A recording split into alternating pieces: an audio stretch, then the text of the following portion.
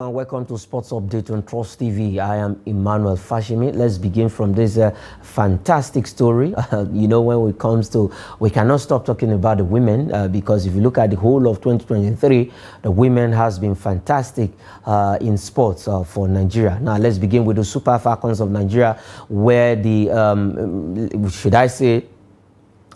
the interim coach for now, Austin Madugu, has replaced Asisat Oshoala and Echegini in the Women's Nations Cup qualifier game that will be coming up just a few days away from now. And Oshoala and Echegini will not be part of the team because of one or two reasons or the other. And now the coach has replaced them with Chiamaka Olsie. I'm happy because she's home based player, and if you look at it, it's good that we're having the home based Super Falcons joining up with the foreign stars to represent this country. I have Isaac Omidiji joining me on the show this evening. Isaac, welcome to Sports Update. Thank you, Mano, and good evening. Okay, fantastic one for the coach, Austin Madugu. He has replaced the two absentees, that is Asisat Oshoala and Echegini, who will not be able to be part of the Super Falcons that will play in the Women's Nations Cup qualifier game that will be coming up days from now. So, what's your take about that? Well, it's not a big deal. Players are not available should be replaced, and that has been done. Availability might, be for so many reasons, and even not being available can also be for so many reasons. Probably for injury reasons, for club reasons, probably for personal, selfish reasons. We are not told which reasons these players pulled out. The report has it that they've been sent their ticket for over a week, and it took them this long to confirm that they will not be available. But the good thing is, the Super Falcons is a team that is not built around a particular player. This team is good collectively. So, Oshoala or no Oshoala, Echegini or no Echegini, that will not stop the Super Falcons from doing well. Okay, that will not stop the Super Falcons or not doing well. Let's quickly have the list. Let's look at the list of invited players, from the goalkeepers, defenders, the striker. We know the regulars for the goalkeeping position. We have Chukwu. We have we have Chiamaka Nadozie and then Christiana Obia. Okay, goalkeepers, we have Chiamaka Nadozie, Chukwu, and Christiana Obia. For the defenders, we have Osinachi Ohale, we have Gloria Edet, we have Rehanat Kasali, we have Oluwa Tosin Demehi, we have Akudo Ogbona, we have Rofiat Imoran. Rehanat is one of the replacement for Echegini. We have in the midfielders, we have Monturayo Ezekiel, we have Esther Oyinizide, we have Peace Efi, we have Rashidat Ajibade. She got a goal for Atletico Madrid over the weekend. Deborah Abiodun is there. Tony Payne is there. Chioma Olise, one of the replacement, that's the replacement for Echegini. Chioma Olise, she plays a trade in Nigeria here. And then for the forwards, we have Omorin Shola Babajide, we have Chiamaka Chukwu, we have Esther Okoronkwa, and we have Uchenna Kanu, and then we have Gift Monday. These are the list of invited players, the Super Falcons players, to execute this game in days from now. Let's not forget that Chiamaka Chukwu is the replacement for Asisat Oshoala and every other player there. You know them. For Uchenna Kanu, though though she's nursing an injury, we don't know if she's going to be part of the team. We are still waiting to at least to get a statement from her or from the club doctor, or at the end of the day, she might just be fit to play for the Super Falcons in that qualifier. Isaac, I don't know, quickly, are you comfortable with this list of players that I just read out? Very comfortable. And I'm looking forward to seeing Abiodun again, the one I call our Nigeria Kante, the lady that couldn't get enough time to exhibit herself at the World Cup.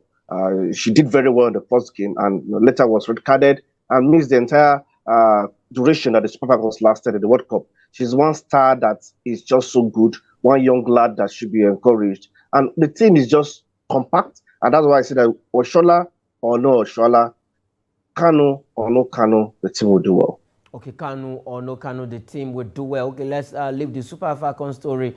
Let's look at age grade football. Now, it was a good news because the good news is that we were able to qualify to the WAFU zone, but at the end of the day, our team didn't really get to the podium finish. But now we're talking about the CAF school competition, though we have to send representatives from each zone. And then in the WAFU B zone school championship, we had two teams from Nigeria, one from Abuja here and the other one from Enugu State. The boys team is from Enugu State, the girls team is from Abuja here. Fosla Academy represented in the girls category, representing Nigeria, and then Kemek boys from Enugu State representing Nigeria in the boys football competition. But in the third place match, Isaac, we lost to Ghana. It was goalless affair in the regulation time of that game. At the end of the day, we lost 5-3 on penalties to the Ghanaians in that particular game. It's CAF that actually put this together,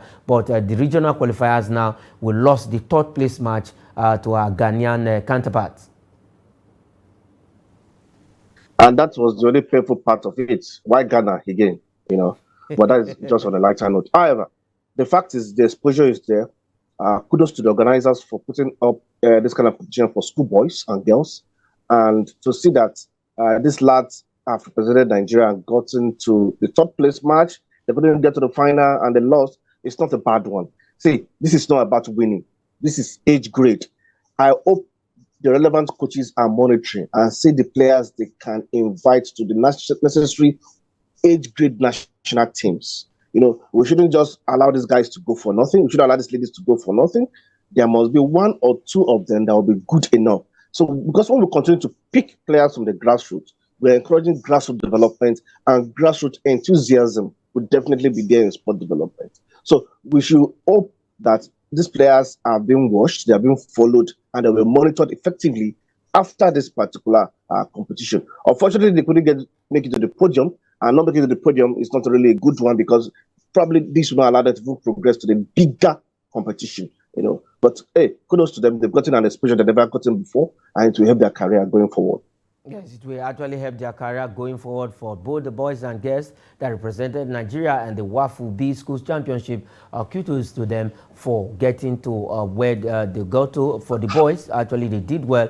They defeated Cote d'Ivoire for the first time they met Cote d'Ivoire, and then the second time they've been playing Cote d'Ivoire in the semi-final. We lost to Cote d'Ivoire, and then we now lost the third place to our Ghanaian counterpart. Okay, let's leave that story and look at, let's come back home properly and look at NNL matches for match day 2. There were games in match day 2. We had about 4 away wins in the NNL. We know they are split into conferences. We have conference A, B, C, and D. Now let's look at the 2 results for conference A. We have Edel FC, they lost to Madiba FC 1-0. Abia Comets beat Beyond Limits 2-0. Coal City of Enugu 2-1 against Ekiti United. Stormers SC beat Vendreza FC 2-0. 1472 FC 2-1 against Rovers FC of Calabar. We have Smart City FC, they defeated Dakada FC 1-0. Dakada continue to do bad. Okay, let me say it's match day 2. They got relegated last season. Let's see how they can find their way out of the NNL and come back to the Nigerian Premier Football League. So that's the result for Conference A of the NNL day 2 result. Let's look at Conference B. We have games in Conference B. We have this particular one. International Lagos lost to Crown FC 2-1. That is the second away win result in the Nigerian National League Day 2. That's the second away win. We have Trade-C FC also lost to Oshoala United at home 1-0. And then we have FC1 Rocket beat pipped Giant Brillas 1-0. That is Giant Brillas of Kaduna. We have Warri Wolves 2 against Solution FC 2-0. It ended in that particular game. Okay, let's look at Conference C. Let's look at Conference C. We have EFCC and Nasarawa United playing a goalless draw. Mighty Jets of Jos against Wiki Tourists of Bauchi. Goalless also. Academy Warriors of Maiduguri beat their neighbors Yobe Desert Stars 2-0. Zamfara United 2-1 against NAFS FC of Abuja. Let's look at the conference day now, the last conference of the Nigerian National League. The two results: Sporting Supreme 3-1 against the Jigawa Golden Stars,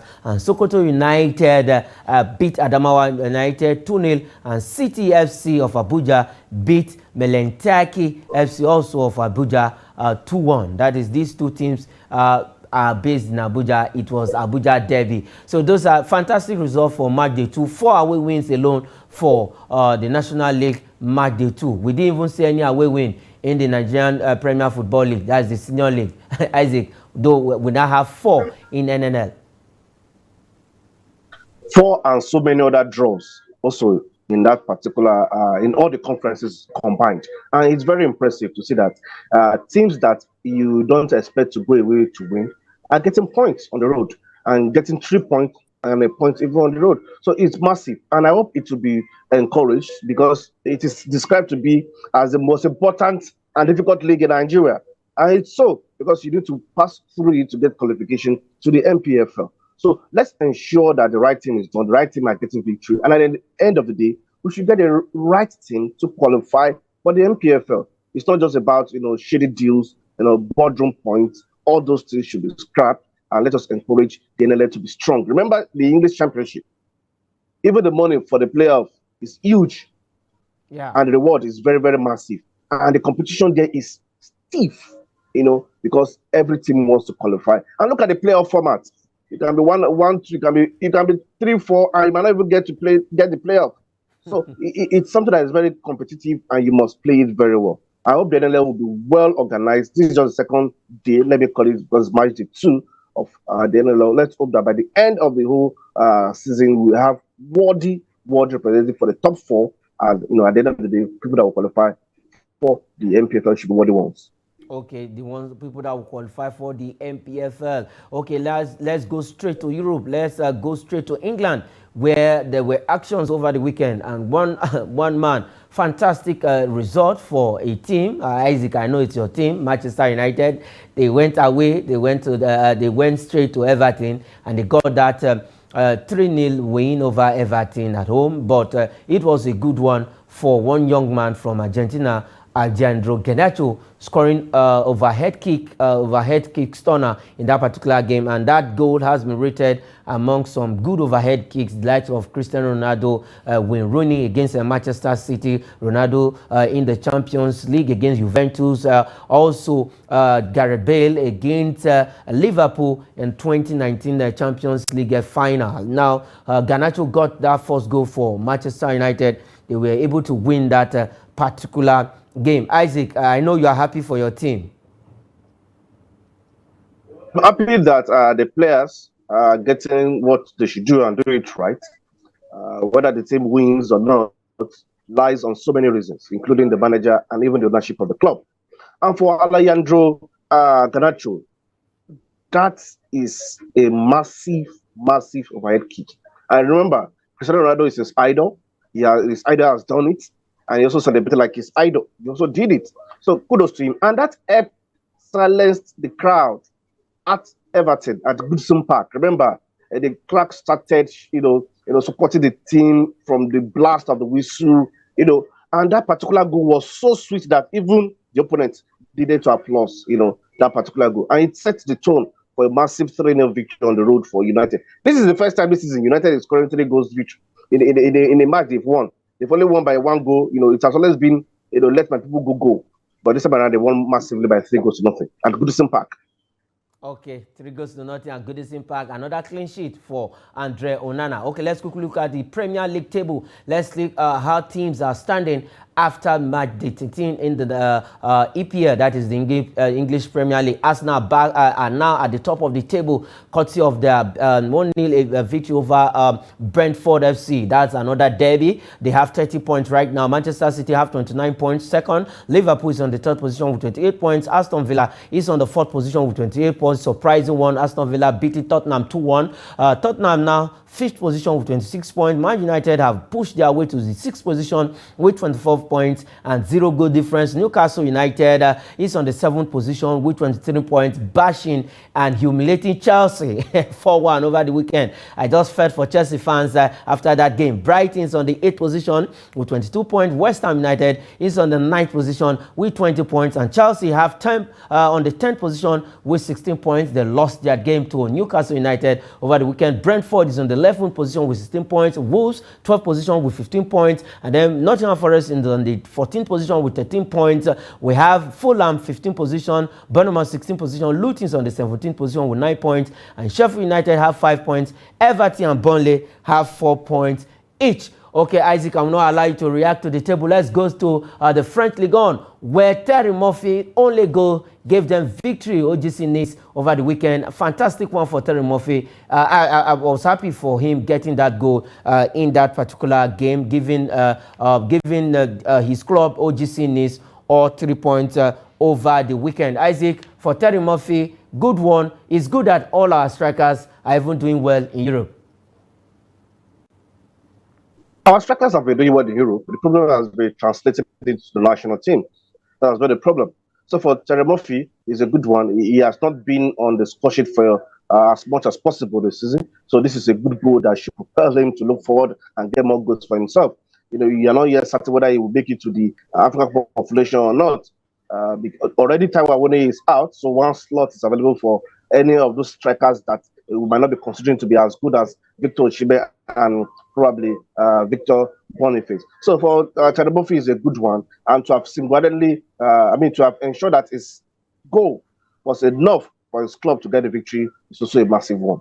Okay, massive one. Let's look at the League One table. Let's look at teams outstanding.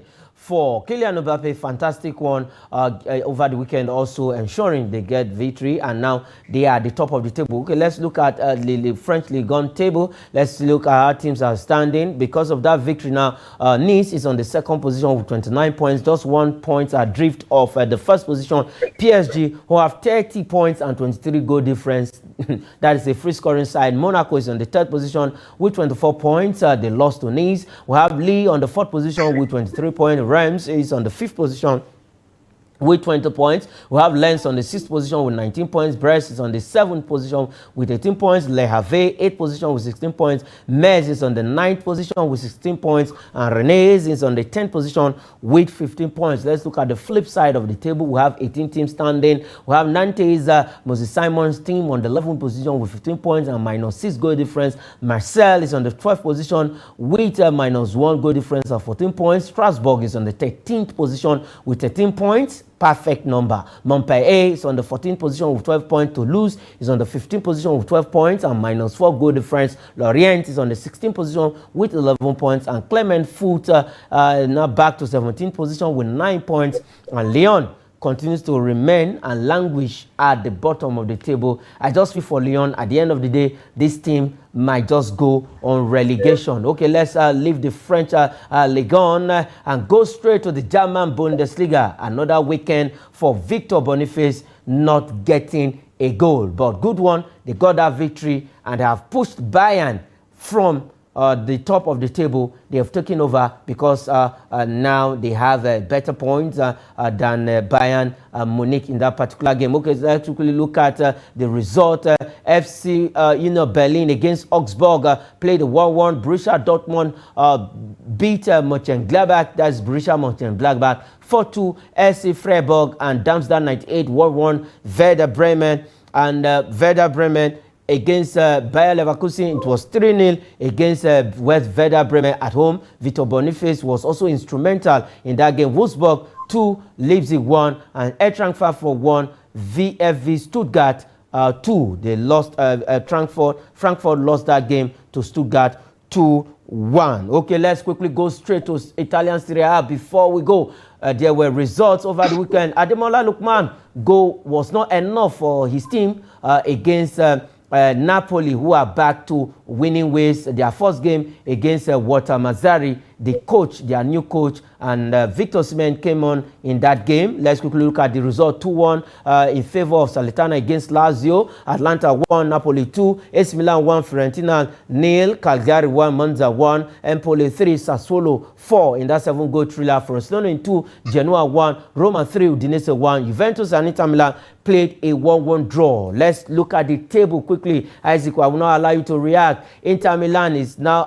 still at the top of the table with 32 points, just 2 points ahead of Juventus, who are second with 30 points. AC Milan have 26 points, Napoli 24 points, fourth position Roma 21 points, fifth position Atlanta, sixth position 20 points. Fiorentina also have 20 points, seventh position Bologna on the eighth position with 18 points. Monza has 18 points, 9 position. Frosinone is on the 10th position with 18 points. All of the 3 teams having the same number of points. Lazio have 17 points, 12th position. And we have Salernitana, who are at the bottom of the table with just 8 points. Let's look at today's fixtures in the top European League, and then we will leave it here. But let's quickly look at the fixtures that will be coming up tonight.